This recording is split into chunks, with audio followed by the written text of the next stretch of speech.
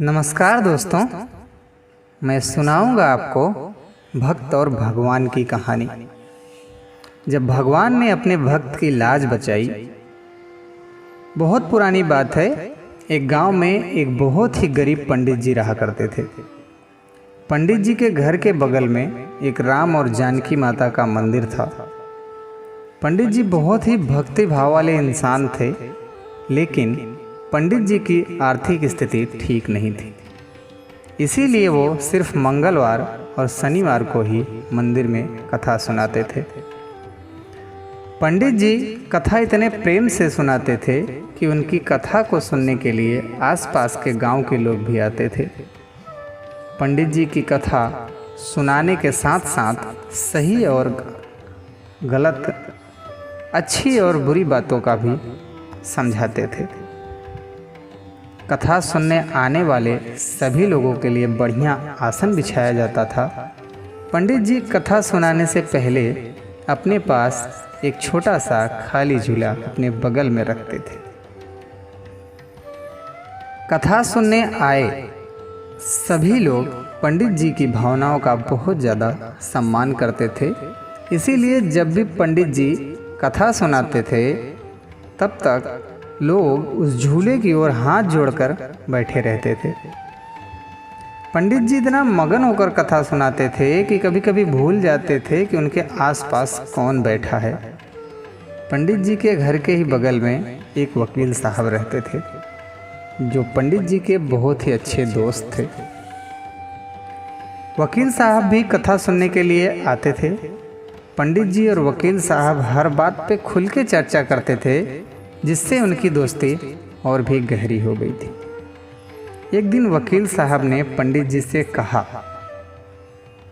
कि पंडित जी, मेरे मन में काफ़ी दिन से एक सवाल है कि आप जब कथा सुनाते हैं तो अपने बगल में ये खाली झूला क्यों रखते हैं?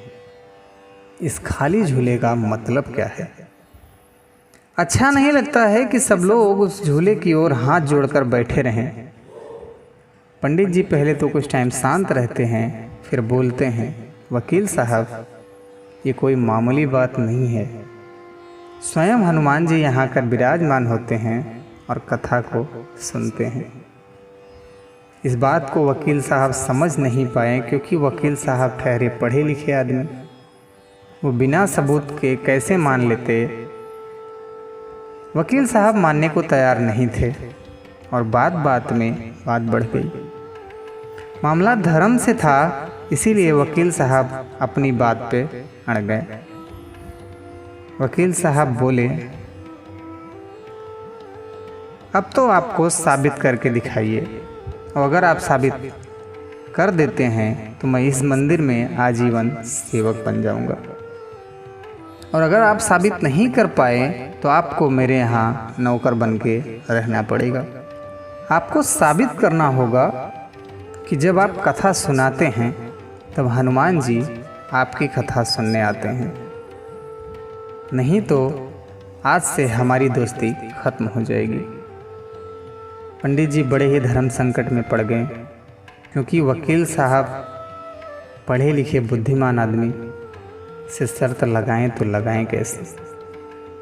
लेकिन पंडित जी को अपने भगवान पे भी पूरा भरोसा था, तो उन्होंने भी शर्त लगा ही ली।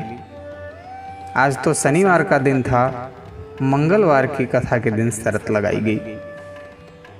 अब यहाँ एक सवाल उठता है कि क्या वाकई में हनुमान जी कथा सुनने आते थे?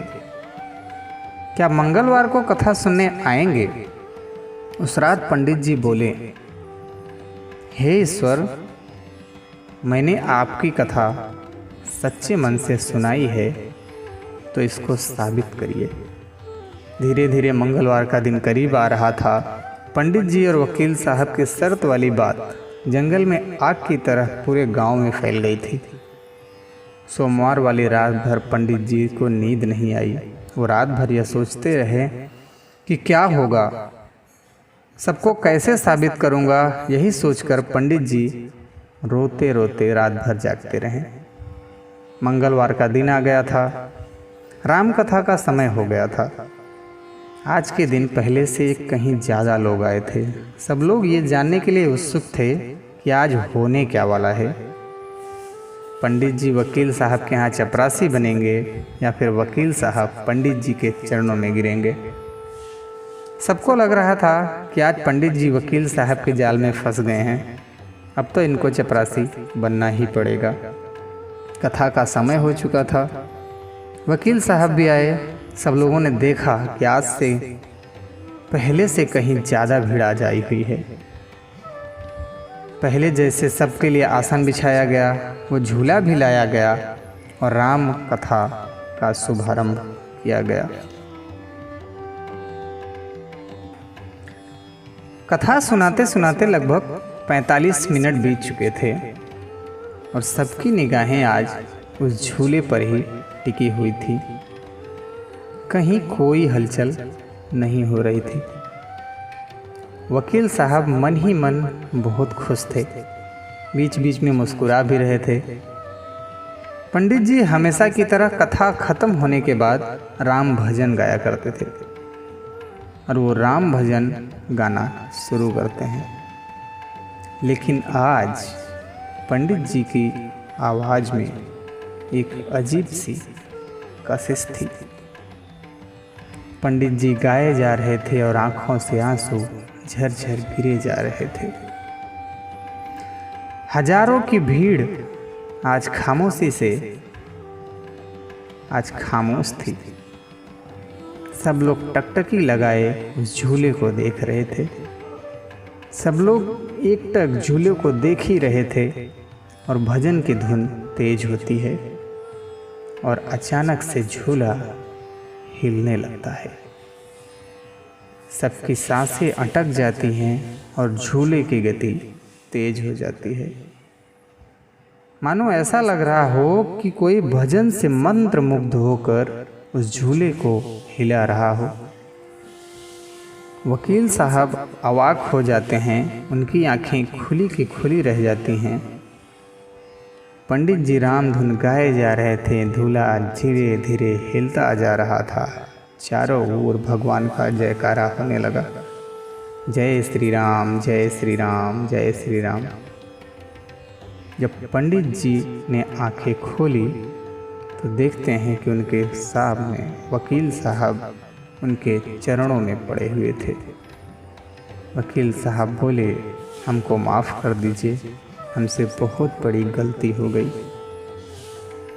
वकील साहब ने उनको बोला कि आज से ऐसी गलती नहीं होगी और पंडित जी ने उनको माफ़ कर दिया। दोस्तों, कहानी कैसी लगी आप कमेंट्स बॉक्स में अपना प्यार देना और हमें ज़रूर बताना। वीडियो को आगे अपने फेसबुक पे और व्हाट्सएप पे शेयर करना और भी ऐसी अच्छी कहानियों को सुनने के लिए चैनल को सब्सक्राइब करना मत भूलना। कहानी को धैर्यपूर्वक सुनने के लिए आपका दिल से धन्यवाद।